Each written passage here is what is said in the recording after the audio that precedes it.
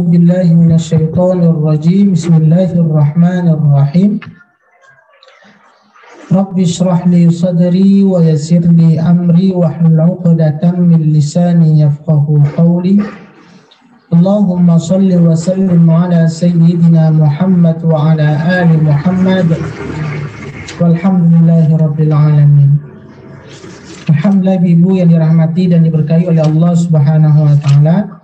Kita lanjutkan lagi tadabbur kita, masih membahas tentang bagaimana sebenarnya orang-orang Yahudi dan Nasrani. Kita tidak bisa digeneralisir, disamaratakan bahwa orang Yahudi itu semuanya tidak baik. Ada sebagian orang Yahudi dan Nasrani ketika hidup pada masa Rasulullah, mereka itu beriman, tidak semuanya menolak ajakan Nabi Muhammad, tapi sebagian dari mereka tetap ada yang beriman. Tapi digarisbawahi oleh Al-Quran dalam surah Ali Imran ayat 10-nya pada tadabbur kita yang sebelumnya. Di sini dikatakan penutup ayatnya, minhumul mu'minu walau amana ahlul kitabi lakana khairal lahum minhumul mu'minuna wa aktsaruhumul fasiqun. Di antara mereka ada yang beriman, namun kebanyakan mereka adalah orang-orang yang fasik, orang-orang yang tidak mendengar apa yang diperintahkan, apa yang diajak oleh baginda Rasulullah. Tetap bagi mereka ada yang beriman. Sehingga dijelaskan bagaimana contoh-contoh mereka itu adalah orang-orang yang beriman. Di ayat 113-nya, ini yang masih kita ulang yang sebelumnya, mereka itu tidak seluruhnya sama, laisu sawa'a, nggak sama. Semua orang Yahudi dan Nasrani. Tetap dari sebagian mereka dikatakan di sini min ahlil kitab bi ummatun qa'imatu yatluna ayatillahi ana al-laili wa hum yasjudun. Mereka itu seluruhnya tidak sama. Di antara ahli kitab ada golongan yang jujur. Masuk golongan yang jujur ini apa?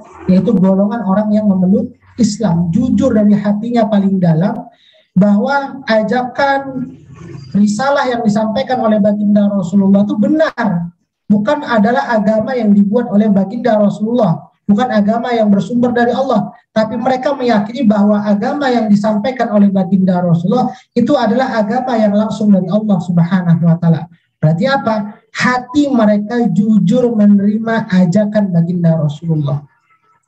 Tapi sebagian, kebanyakan yang lain, orang ahlul kitab, karena faktor kedengkian, karena faktor malu, karena faktor materi, hati mereka sebenarnya beriman kepada apa yang disampaikan Rasul itu benar, tapi faktor gengsi, faktor materi, sehingga mereka itu tidak jujur.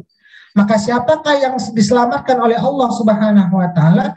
Yaitu orang-orang yang jujur menerima risalah yang disampaikan oleh baginda Rasulullah.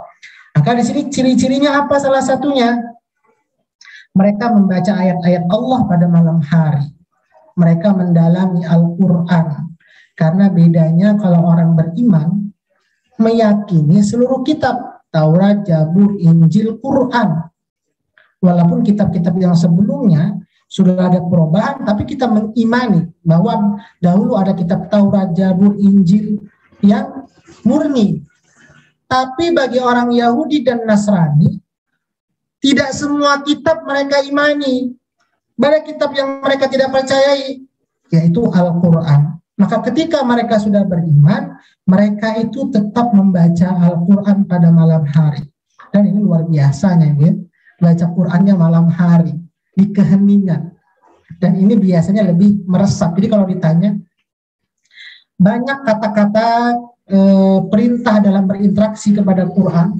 Yang pertama dikaitkan ketika waktu subuh.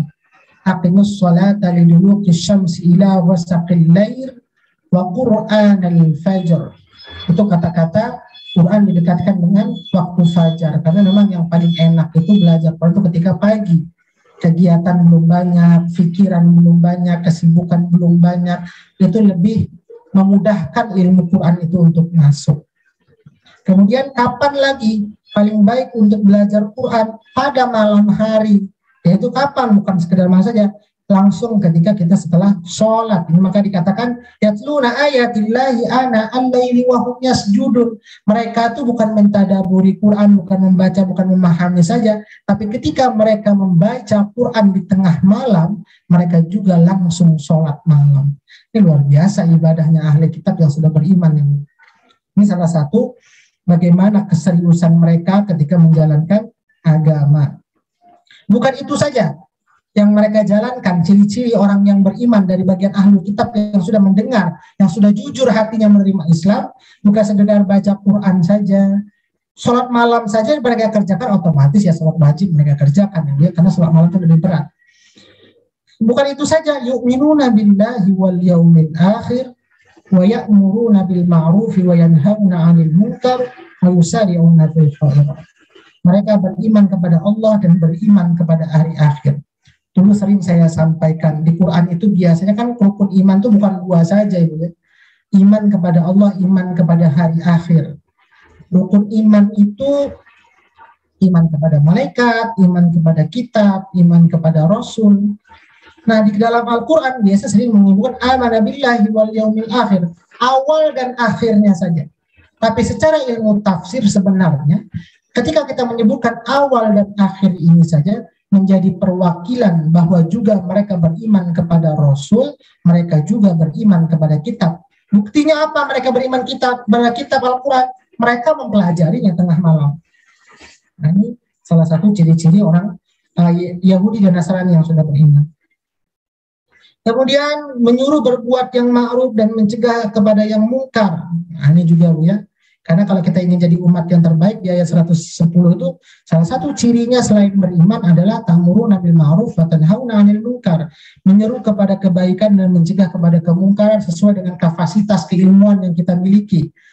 Ingin berdakwah, setiap seorang dianjurkan berdakwah, tapi jangan sampaikan segala sesuatu yang kita tidak tahu kita sampaikan, nanti orang bisa salah paham. Sampaikan semua orang. Kalau orang yang diberikan oleh Allah mungkin kapasitas ilmu, dia bisa mengajar di kampus. Kapasitas mungkin dia hanya bisa mengajar SD sesuai dengan kapasitas SD. Kalau seandainya kita tidak mampu, paling tidak memberikan nasihat kepada anak, jangan kamu kerjakan ini nggak baik. Itu salah satu juga ta'muruna bil ma'ruf wa tanhauna 'anil munkar. Intinya setiap orang itu dalam dirinya punya rasa untuk bagaimana sih memiliki sifat peka. Kan ta'muruna bil ma'ruf wa tanhauna 'anil munkar ada sifat peka. Kan zaman sekarang ini banyak orang yang nggak peka. Ketika ada kejahatan, ketika ada orang minta pertolongan, kita cuek saja. Nah, ini sebenarnya bukan orang baik. Orang yang baik itu ada sensitivitas dalam dirinya. Oh, ini nggak baik nih. Bagaimana caranya kita tidak mencegah, jangan melakukan, orang itu tidak melakukan. Atau ini salah, atau ini perlu bantuan, harus kita bantu. Jadi ada sensitivitas, itulah ciri orang yang baik. Ada rasa dalam dirinya, bukan malah sebaliknya. Ketika orang itu baik, gimana kita jatuhkan? Itu salahnya lebih parah lagi. Atau ketika orang itu salah, bagaimana kita permalukan? Ini juga lebih salah lagi. Kalau dia baik, kita dukung. Kalau dia salah, kita luruskan. Inilah sebenarnya ciri-ciri orang yang beriman. Setelah mereka beriman kepada Allah, hari akhir, malaikat, kitab, dan sebagainya, mereka itu juga bagaimana dikatakan wa yanhauna 'anil munkar wa yusari'una fil khairat. Mereka bersegera, tidak menunda-nunda dalam hal berbagai macam kebajikan. Enggak nunda-nunda. Kadang kita ini sering juga penyakit kita ya Bu ya. Jadi termasuk ya saya juga terkadang kita tidak sadar ada hal kebaikan suka ditunda-tunda, lambat, akhirnya ketika itu sudah malas saja lagi timbulnya. Ini salah satu ciri orang yang beriman itu tidak menunda-nunda dalam hal kebaikan, karena sudah jelas. Ketika kita dahulu tadabbur dalam surah ini juga nanti akan dijelaskan Ali Imran ayat 133, orang-orang yang tidak menunda dalam hal kebaikan atau ampunan Allah Subhanahu wa taala, balasannya itu surga seluas langit dan bumi. Ini salah satunya, tidak boleh menunda-nunda. Jadi ketika ada kebaikan segerakan. Karena belum tentu nanti ketika 1 jam ke depannya kita bisa melakukannya. Mana tahu nanti tiba-tiba ada kesibukan yang lain. Maka ketika ada waktu itu jangan sia-siakan waktu itu. Faulaika minas sholihin. Dan mereka lah orang-orang yang soleh. Itu tadi orang-orang Yahudi dan Nasrani yang sudah jujur hatinya mendengar ajakan baginda Rasulullah. Wa may yaf'alu min khairin fala yukfaru wallahu alimun bil muttaqin. Dan kebajikan apapun yang mereka kerjakan tidak ada yang mengingkarinya, maka Allah mengetahui apa yang orang-orang yang bertakwa. Kemudian ketika itu, ini ciri-ciri orang Yahudi dan Nasrani yang mendengar ajakan baginda Rasulullah. Tapi ada juga orang kafir atau orang Yahudi dan Nasrani yang nggak mau dengar ajakan Rasulullah, mereka malah membantah. Ngapain? Kita lihat tuh kehidupan Rasulullah, para sahabat, anaknya tidak terlalu banyak, kemudian hartanya juga nggak banyak, masih banyak kekaya-kayanya lagi orang Yahudi dan Nasrani. Kita lihat realitas sekarang juga banyak ya Bu ya, orang-orang Yahudi, orang-orang non-Muslim yang kaya raya. Tapi jangan sampai membuat hati kita kecil, jangan sampai membuat kita merasa kecil atau tidak pede dengan mereka. Kenapa Allah berfirman, innal ladzina kafaru lan tughniya anhum amwaluhum wala auladuhum minallahi syai'a wa ulaika ashabun nar hum fiha khalidun. Ayat ke-116-nya. Sesungguhnya orang-orang kafir, orang-orang yang kafir terhadap ayat-ayat Allah Subhanahu wa taala, baik harta maupun anak-anak mereka mengatakan banyak harta, banyak anak, sedikit pun tidak akan menolak azab Allah. Mereka itu penghuni neraka dan mereka itu kekal di dalamnya. Di ayat lain juga Allah menggambarkan bahwa perkataan orang Yahudi dan Nasrani ketika mereka membanggakan anak-anak mereka yang banyak, harta mereka yang banyak, beda dengan orang Muslim yang miskin, anaknya mungkin tidak terlalu banyak seperti anak-anak mereka, maka dikuatkan lagi yaitu ayat ini dalam surah Saba. Surah Saba, surah yang ke-34 ayat ke-35. Allah berfirman, wa qalu nahnu aktsaru amwalan wa aulada wa ma nahnu bimu'adzabin. Dan mereka berkata, kami memiliki lebih banyak harta dibandingkan kau wahai kaum muslimin, dan banyak juga anak-anak daripada kamu, dan kami tidak akan diazab. Ini perkataan orang Yahudi dan Nasrani. Padahal di dalam surah Ali Imran yang kita baca, harta dan anak mereka sedikit pun tidak akan memberikan keselamatan pada mereka. Faktornya apa? Karena mereka ingkar, tidak beriman kepada Allah Subhanahu wa taala. Jadi harta dan anak-anak mereka sedikit pun tidak bisa meringankan azab yang diturunkan kepada mereka. Bahkan di sini dikatakan mereka kekal di dalam neraka. Nah, mereka juga masih beralasan. Kami kan sering melakukan kebaikan, karena kita banyak lihat juga Bu ya. Kadang kita sendiri terkadang mengatakan, oh dia tidak beriman. Tapi kita lihat secara sifat dia baik, dia dermawan, sopan santun. Tapi itu di pandangan kita. Tapi di pandangan Allah Subhanahu wa taala, kalau seandainya ada orang non-muslim kemudian harta mereka habiskan untuk bangun masjid, untuk bangun sekolah, untuk sosial atau apapun itu bentuknya, maka sesungguhnya di hadapan Allah Subhanahu wa taala sedikit pun juga tidak akan ada nilainya. Maka itulah perumpamaannya di ayat ke-117.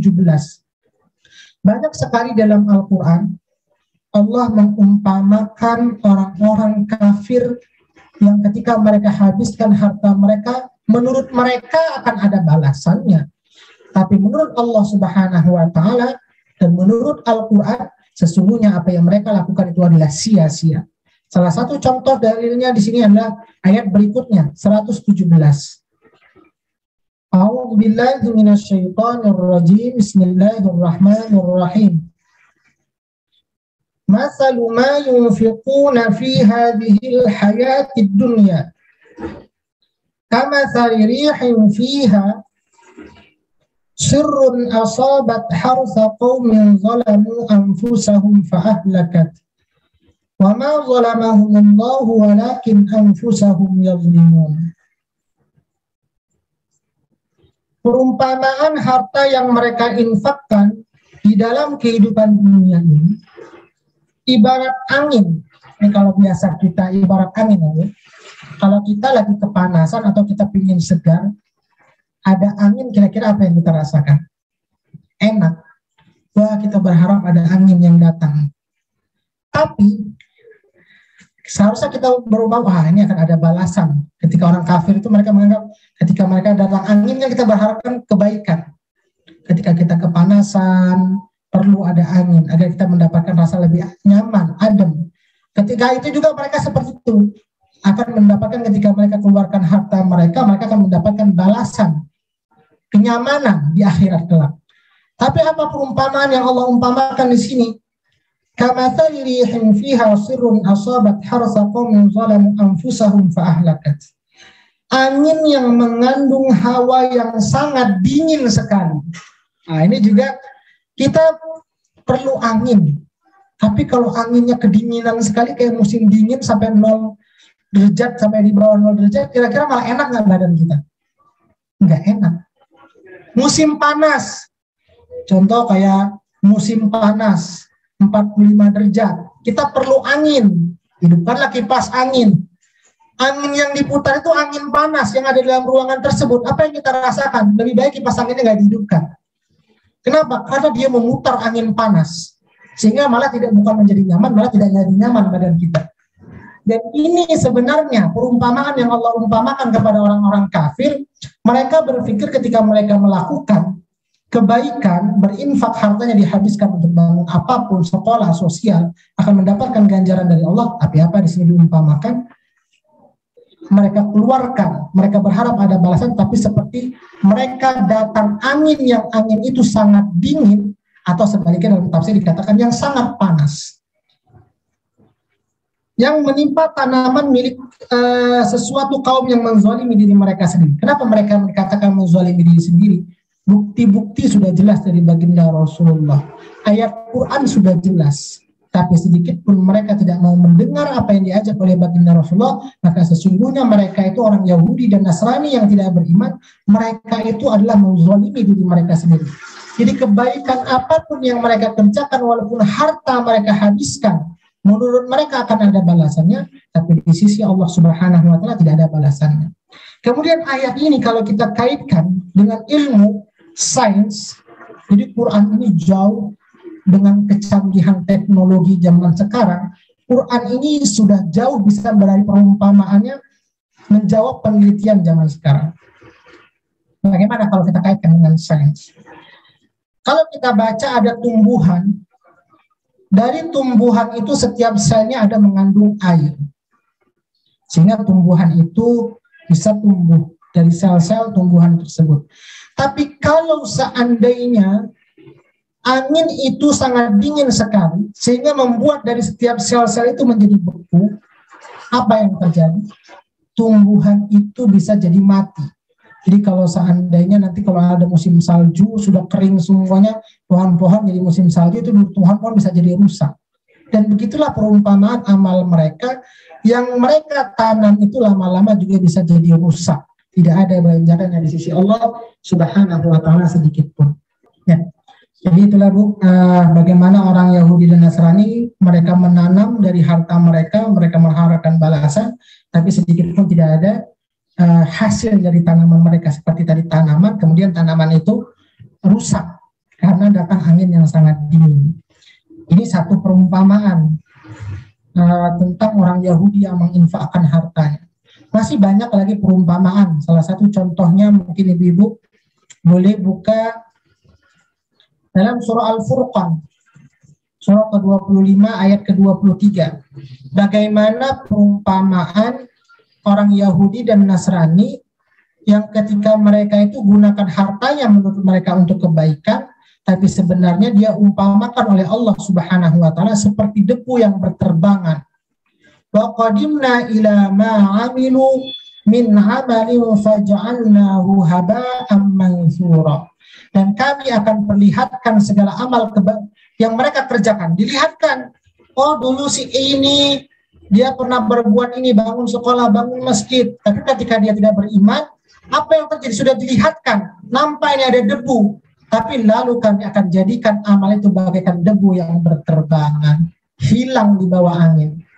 Hanya sekedar diperlihatkan saja, tapi tidak mendapatkan ganjarannya sedikit pun dari Allah Subhanahu wa Ta'ala. Jadi banyak lagi. Ayat yang lain lagi, bagaimana perumpamaan yang Allah gambarkan tentang orang Yahudi dan Nasrani ketika mereka menginfakkan harta mereka. Dalam surah An-Nur, surah 24 ayat ke-39. Walladzi, jadi diumpamakan, karena namanya orang tadi melakukan kebaikan, dia mengharapkan balasan dari Allah. Diumpamakan seperti orang yang kehausan, kemudian mencari air di tengah terik matahari, berada di luar jalan, maka dia akan melihat seperti fata morgana akan ada air, dia berharap akan ada dapat balasan dari air atau kita dapat minum dari air tersebut, tapi ketika dikejar sudah semakin dekat kepada air, airnya pun semakin menjauh. Itu kita lihat juga dalam surah An-Nur ayat ke-20, surah An-Nur surah 24 ayat ke-39.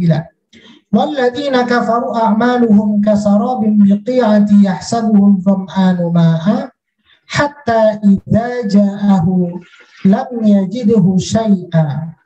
Dan orang-orang yang kafir, amal perbuatan mereka seperti fata morgana di tengah yang datar, yang disangka air oleh orang-orang yang dahaga kehausan, tetapi apabila air itu didatangi tidak ada tampak sedikit pun. Ini salah satu kalau orang kafir ketika mereka melakukan kebaikan. Dalil yang lain lagi, kita bisa buka surah At-Taubah ayat 17, surah 9 ayat yang ke-17. Bagaimana ketika ada orang-orang yang tidak beriman kemudian dia memakmurkan masjid.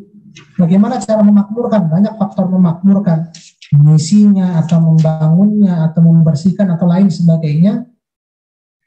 Maka lil musyrikin ay ya'muru masajidallahi syahidina ala anfusihim bil kufr ulaika habitat a'maluhum wa fin narihum khalidun. Tidaklah pantas orang-orang musyrik memakmurkan masjid Allah padahal mereka mengakui bahwa mereka sendiri kafir. Mereka itu sia-sia amalannya, jadi sia-sia, dan mereka kekal di dalam neraka. Inilah salah satu bagaimana gambaran orang kafir, orang Yahudi dan Nasrani yang tadi katanya membanggakan anak dan hartanya, tapi sedikit pun sebenarnya apa yang mereka banggakan ketika mereka menzalimi diri mereka sendiri dengan mereka tidak beriman kepada Allah, maka selayaknya mereka tidak akan pernah mendapatkan ganjaran yang mereka harapkan ketika mereka masih berada di dunia. Itu penjelasan ayat yang ke-117. Sekarang kita masuk ayat ke-18. A'udzu billahi minasyaitonir rajim. Bismillahirrahmanirrahim. Ya ayyuhalladzina amanu la tattakhidhu bitanatan min dunikum la ya'lunakum khabalan waddu ma 'anittum qad badatil baghdha'u min afwahihim wa ma tukhfi suduruhum akbar qad bayyana lakumul ayati in kuntum ta'qilun.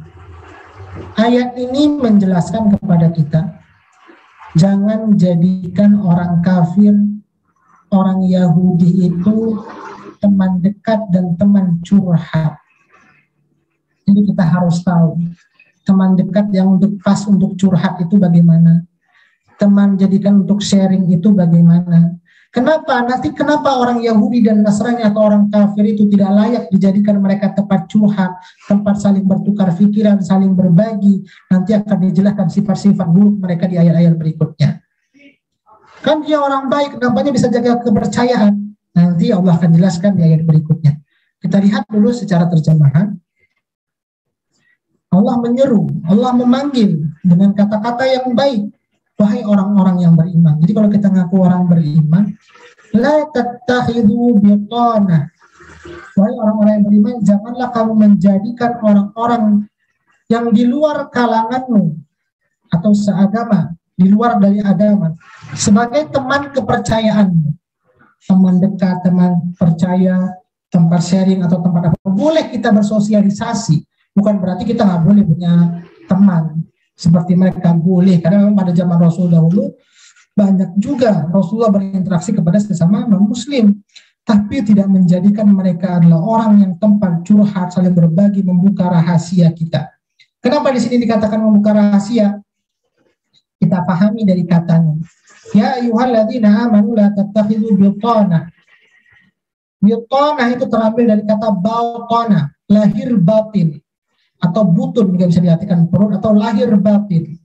Kalau lahir itu di mana posisinya?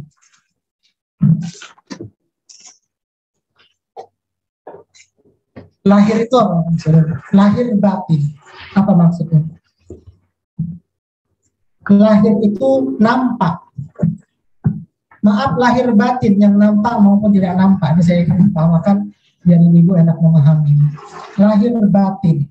Batin itu yang tidak nampak, mungkin kesalahan dalam pikiran kita berprasangka buruk. Yang kita prasangka tadi tidak tahu kalau kita sedang berprasangka buruk kepada dia.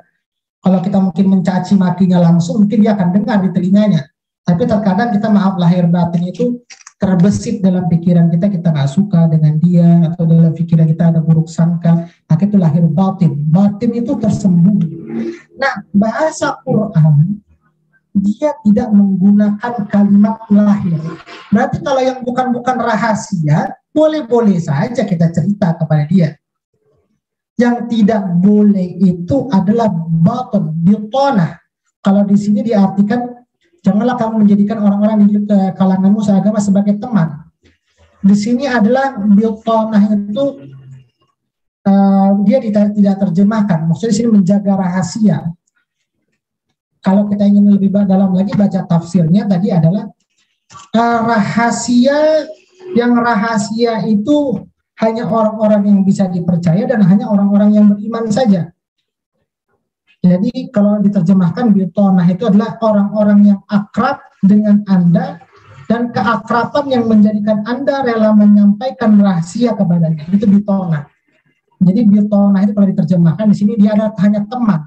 Tapi kalau mau lebih dalam lagi adalah bitanah, orang yang kita anggap adalah teman yang akrab dan dengan keakrabannya itu kita rela. Kerelaannya itu bukan dari kita. Bukan dia memaksa untuk sampaikanlah kepada saya, enggak. Kita sendiri yang membuka mulut rela menyampaikan rahasianya kepada dia. Itu artinya bitanah. Atau tadi ini kan maaf lahir dan batin. Berarti batin itu rahasia kita berada di dalam.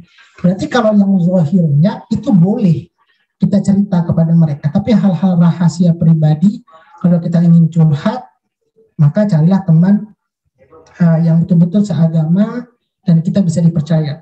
Maka sebagian ulama, kalau kita ingin tahu teman kita baik atau tidaknya, ada 3 paling tidak.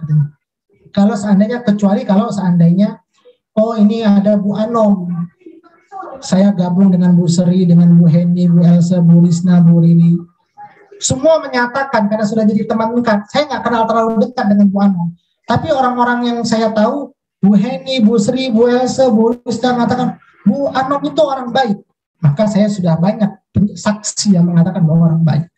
Ini tidak tahu kita. Tidak ada orang yang menyampaikan kalau orang ini baik atau tidak. Layakkah dia dijadikan teman atau tidak? Para ulama mengatakan paling tidak ada 3. Yang pertama, bagaimana standarisasinya orang ini baik atau tidak? Yang pertama, ketika kita melakukan sengaja, contoh sengaja kita buat kesalahan kepada dia, bagaimana sikap dia kebalikan kepada kita? Apakah dia semakin kasar atau semakin buruk? Kalau semakin buruk, bahwa sesungguhnya orang ini tidak layak untuk menerima rahasia pribadi kita.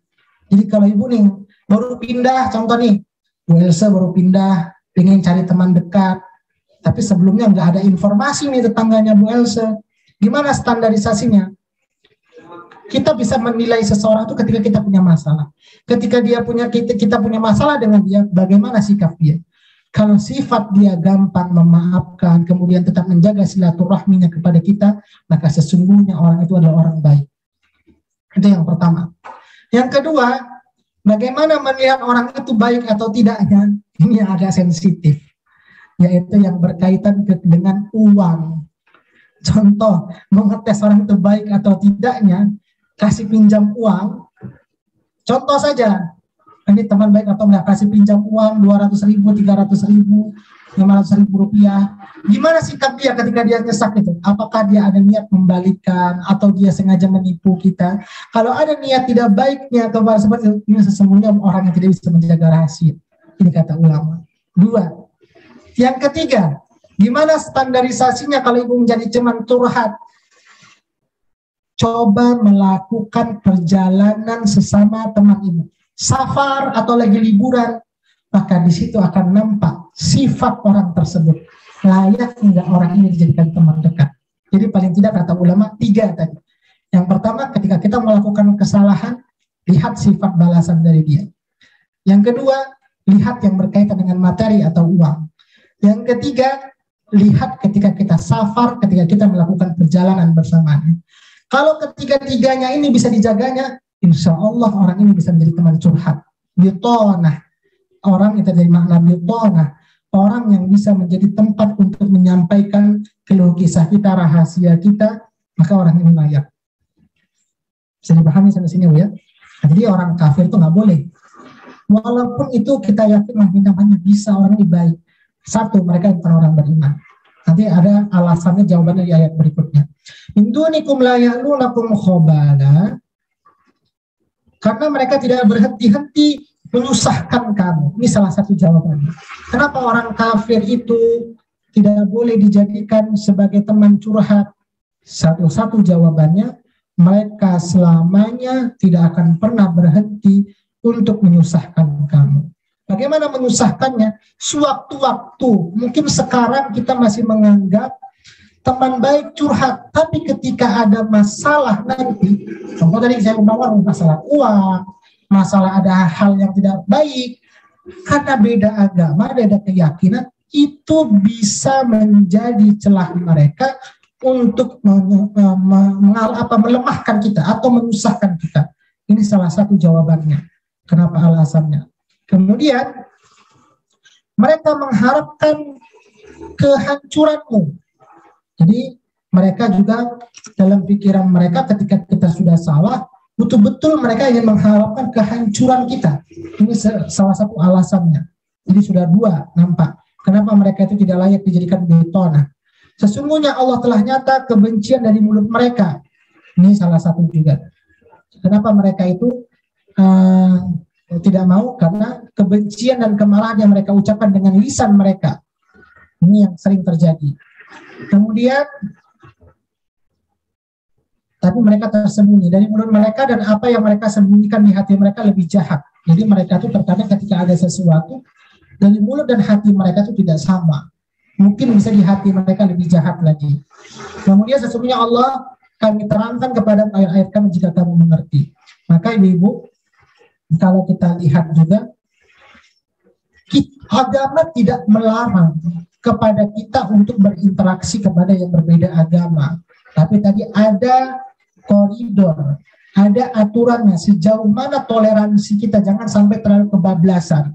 Kalau kita melihat dalam surah Al-Mumtahanah, surah Mumtahanah ayat ke-8 dan 9, Allah berfirman, La yanhaakumullahu 'anil ladzina lam yuqatilukum fid din wa lam yukhrijukum min diyarikum an tabarruhum wa tuqsitu ilaihim. Innallaha yuhibbul muqsitin. Innama yanhaakumullahu 'anil ladzina qataluukum fid din wa akhrajukum min diyarikum wa zaharu 'ala ikhrajikum an tawallawhum. Wa may yatawallahum faulaika humuz zalimun. Allah tidak melarang kamu berbuat baik dan berlaku adil terhadap orang-orang yang tidak memerangimu dalam urusan agama dan tidak mengusir kamu dari kampung halaman. Jadi kita tetap harus berlaku adil kepada mereka walaupun berbeda agama, karena pada masa Rasulullah juga pada para sahabat ada orang kafir yang itu orang musyrik yang ketika itu dia tidak merasa adil datang kepada Khalifah Umar. Ada tanahnya, bagaimana caranya ketika itu? Tetap yang bermenang adalah orang non-muslim. Kenapa? Karena mereka yang lebih berhak secara keadilan. Jadi tetap perkara adil tidak memandang. Karena ini juga akhlaknya kita sebagai umat Islam. Bagaimana kita berlaku adil terhadap orang-orang yang tidak memerangi kamu dalam urusan agama dan tidak mengusir kamu dari kampung halaman. Sesungguhnya Allah mencintai orang-orang yang berlaku adil. Sesungguhnya Allah hanya melarang kamu menjadikan mereka sebagai kawanmu orang-orang yang memerangi kamu dalam urusan agama. Jadi kalau mereka memerangi kita dalam urusan agama, ini lagi tidak boleh. Dan mengusir kamu dari kampung halamanmu dan membantu orang lain untuk mengusirmu. Barang siapa menjadikan mereka sebagai kawan, maka itulah orang-orang yang zalim. Jadi dalam ayat ini bagaimana kita senantiasa, jadi janganlah orang mukmin itu menjadikan orang kafir sebagai teman kepercayaan. Kenapa? Karena ada beberapa sifat yang melekat dalam diri mereka. Tadi saya katakan senantiasa menyakiti dan merugikan muslim dalam berusaha menghancurkan mereka. Ini penyebabnya. Nggak boleh jadi biltonah. Yang kedua, menyatakan terang-terangan dengan lisan rasa amarah dan benci terhadap kaum muslimin, mendustakan Nabi Muhammad, tidak percaya kepada Al-Quran, menuduh umat Islam sebagai orang yang bodoh dan orang fanatik. Kemudian yang berikutnya, kebencian dan kemarahan yang mereka ucapkan dengan lisan itu adalah amat sedikit sekali bila dibandingkan dengan kebencian kemarahan mereka yang berada di dalam hati mereka. Mungkin sebagian saja dari lisan, tapi sesungguhnya dalam hati mereka itu adalah sebenarnya benci sekali kepada orang beriman. Itulah 3 alasan dalam ayat 118 bagaimana kenapa kita tidak boleh menjadikan orang non-muslim itu sebagai biltonah, tempat curhat, kalau ke bahasa orang sekarang curhat ya, menjadikan atau rela menyampaikan rahasia pribadi kita kepadanya, itu biltonah. Jadi kalau ibu-ibu nih, walaupun sesama orang beriman, ketika mungkin pindah dari satu tempat ke tempat lain, belum ada kenalan, tadi dikatakan ada 3 paling tidak. Mungkin banyak, tapi 3 ini bisa menjadi perwakilan. Kalau seandainya ada kesalahan kita melakukan kesalahan, bagaimana sikap dia? Kemudian, apakah dia memaafkan atau membalas lebih parah? Kalau seandainya dia lebih membalas lebih buruk dibandingkan kita, sebenarnya dia bukan orang baik. Kemudian, berkaitan dengan materi. Yang ketiga, bahwa dia pergi safar berjalan, bagaimana sifat dia. Kalau seandainya dalam safar tersebut kita bisa nilai orang ini layak tidak dijadikan tempat biltonah di dalam kehidupan kita. Ini saja Ibu sampai ayat ke-118. Jadi di atas itu menceritakan bahwa gambaran orang kafir ketika berinfak, banyak perumpamannya di Quran. Kemudian siapakah sebenarnya, sejauh mana toleransi kita dalam hal mencari teman dalam kehidupan. Itu intisarinya dari tadabbur kita. Dipersilahkan kepada Bu Hendy. Terima kasih Ustaz. Ustaz, tadi ada penjelasan dari Ustaz bahwa orang Yahudi ini tergolong orang yang jujur, yaitu mereka membaca ayat-ayat Allah. Itu ayat-ayat Allah apakah Quran atau ayat-ayat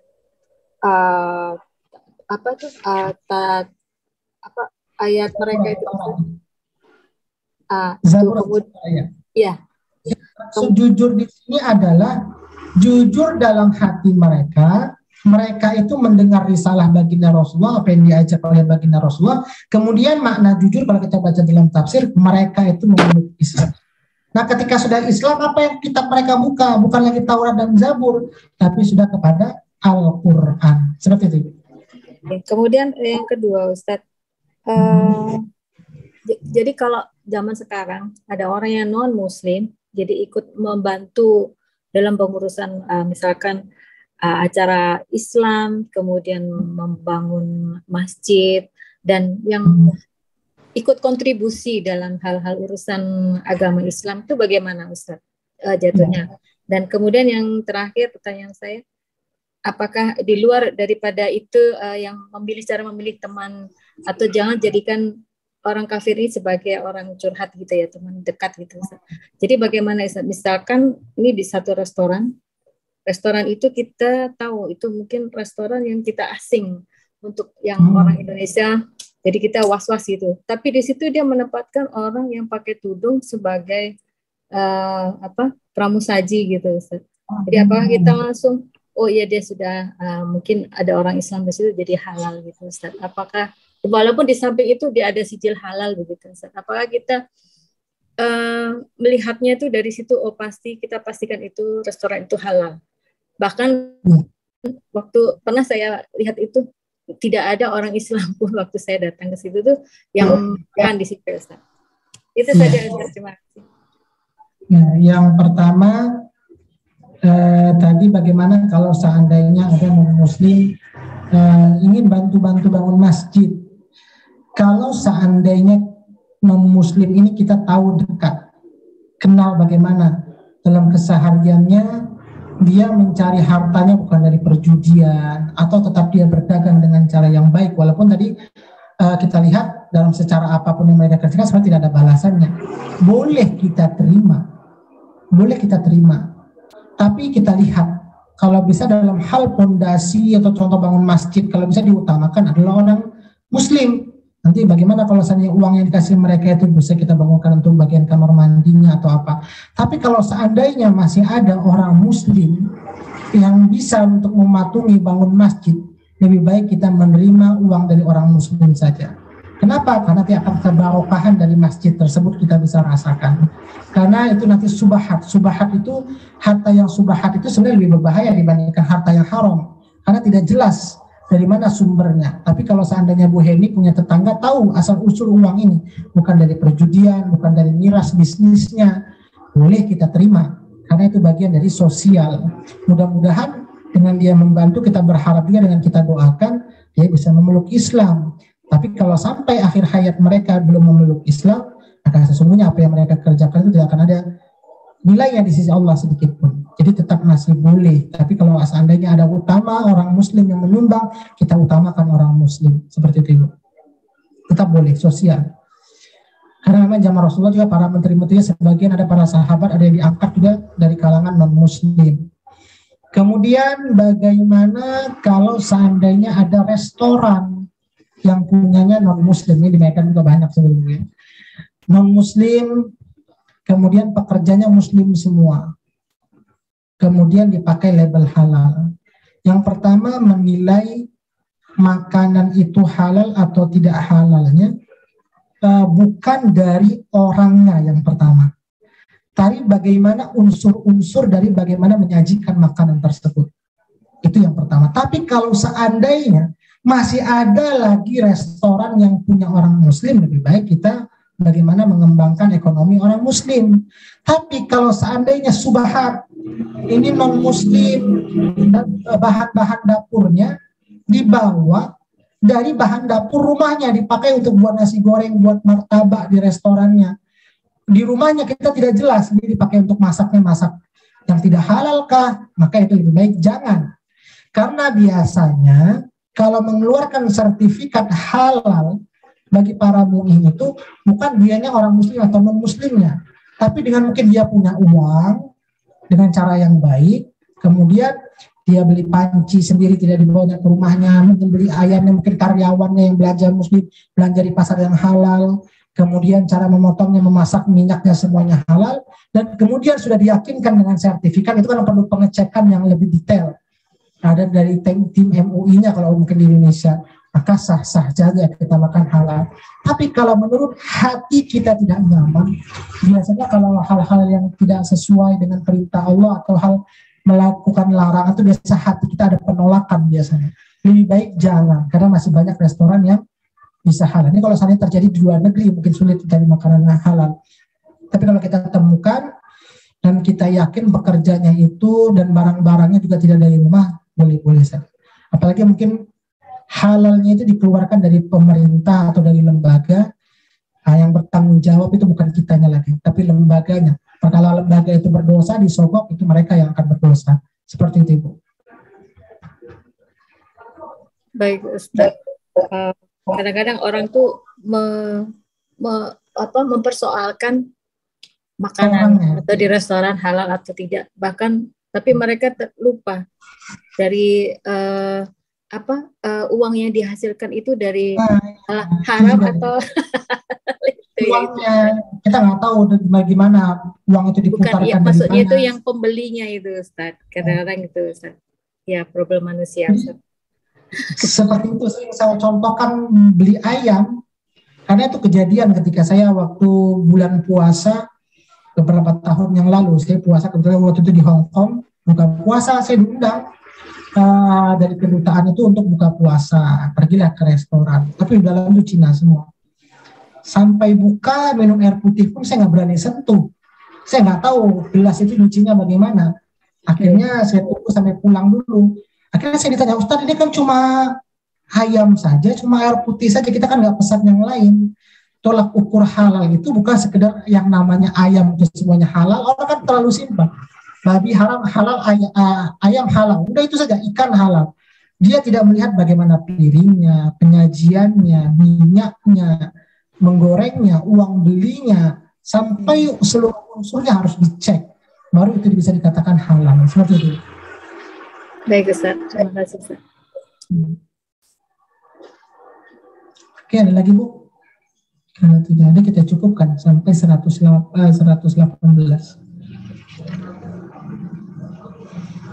Ya, itu saja mungkin kalau tidak ada pertanyaan lagi. Insya Allah nanti yang untuk hari Rabu ini kita gantikan di hari Jumat. Ini saja mungkin Ibu yang dapat saya sampaikan, lebih kurang mohon maaf. Mudah-mudahan Ibu semuanya diberikan kesehatan oleh Allah Subhanahu wa taala, diberikan keistiqomahan dan dimudahkan untuk mengamalkan dan memahami Al-Qur'an di dalam kehidupan, dan yang terpenting Allah berikan rizki selalu punya waktu untuk Al-Qur'an. Karena banyak orang ketika ditanya nggak punya waktu untuk Quran, maka mudah-mudahan rizki bisa bersama Quran ini selalu Allah berikan dalam kehidupan kita. Ini saja mungkin yang dapat saya sampaikan, lebih kurang mohon maaf. Kita tutup dengan doa. A'udzu billahi minasy syaithanir rajim. Bismillahirrahmanirrahim. Alhamdulillahi rabbil alamin. Hamdan yuwafi ni'amahu wa yukafi'u mazidah. Ya Rabbana lakal hamdu kama yanbaghi li jalali wajhikal karim wa 'azimi sultanik. Allahumma salli wa sallim ala sayyidina Muhammad. Allahumma rahamna bil Qur'an. Allahumma ij'alna min ahli al-Qur'an. Allahumma nawwir qulubana bil Qur'an wa zayyin akhlaqana bil Qur'an وادخلنا الجنة بالقرآن ونجنا من النار بالقرآن. ربنا آتنا في الدنيا حسنة وفي الآخرة حسنة وقنا عذاب النار. وصلى الله على سيدنا محمد وعلى آله وصحبه وسلم. سبحان ربك رب العزة عما يصفون وسلام على المرسلين والحمد لله رب العالمين. Alhamdulillah semuanya. Ini saja yang dapat saya sampaikan. Lebih kurang mohon maaf. Assalamualaikum warahmatullahi wabarakatuh.